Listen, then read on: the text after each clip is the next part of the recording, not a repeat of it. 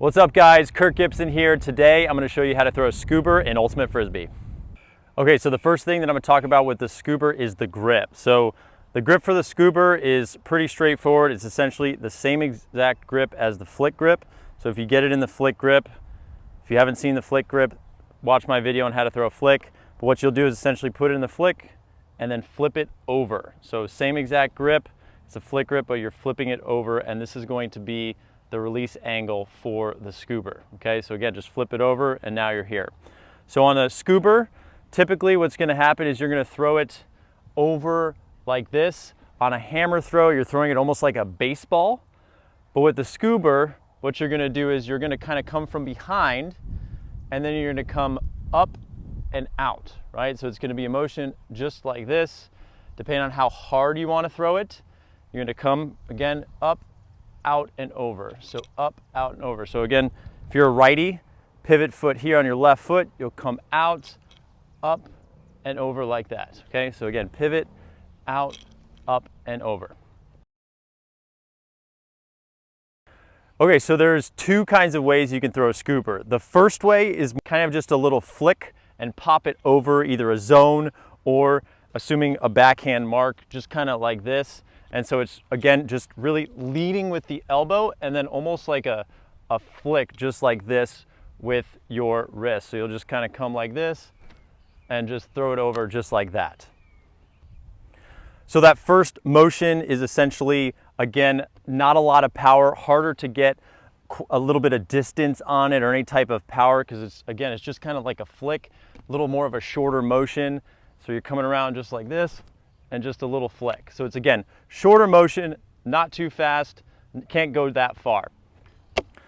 Now the second way to throw it is a way you can get a little bit more distance, a little bit more power, and in fact, some guys can really get a lot of whip with it. And so I'm gonna show that right now. So again, as I'm a righty on your left pivot foot, so instead of just kind of doing a little flick like that, when I come here, I'm gonna start with the disc down, shoulder, arm all the way down towards the ground, and then I'm gonna come up over like this. So it's gonna be more of a wind up all the way over to get a lot more momentum up. So again, like this, I'm gonna pivot out here, down, up, and it's almost gonna feel like it's a straight arm almost all the way like this, almost like a pendulum. There will be a little bit of elbow flexion right here as you pivot across. So I'm here, down, and then a little bit. And so I'm gonna throw to Chris. He's probably about 25, almost 30 yards away. And I can get a little bit more power. And I didn't even really put a lot of strength into that. It was more the motion that got it there to Chris. So really that motion right there, you can get a lot of power just by going from down to up, and then you'll get, again, a little bit of flexion, releasing it at about 45 degrees. You can change that up depending on the wind, depending on how you want to throw it. So I'll do an example of that second motion, probably 45 yards away right now, pretty far. So again, I'm just going to go up and flex it and get it to him just like that. So now I'll do another example of the longer motion, again going down, up with a little flexion, the elbow releasing like that. There is a slight wind coming here, so compensate for that. So I'll go down.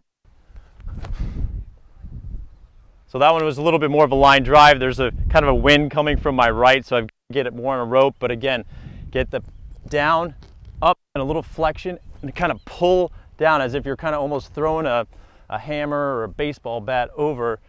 It's going to give you that power to get it some distance. Okay, so now I'm just going to show an example of a Scoober, throwing a Scoober in more of a game situation.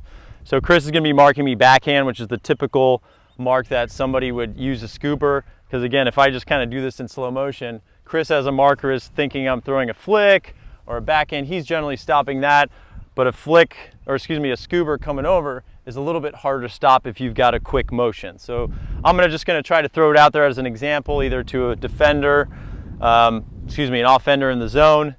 So Chris is marking me here, and I just can scoop it out like 10, 15 yards, nice and easy.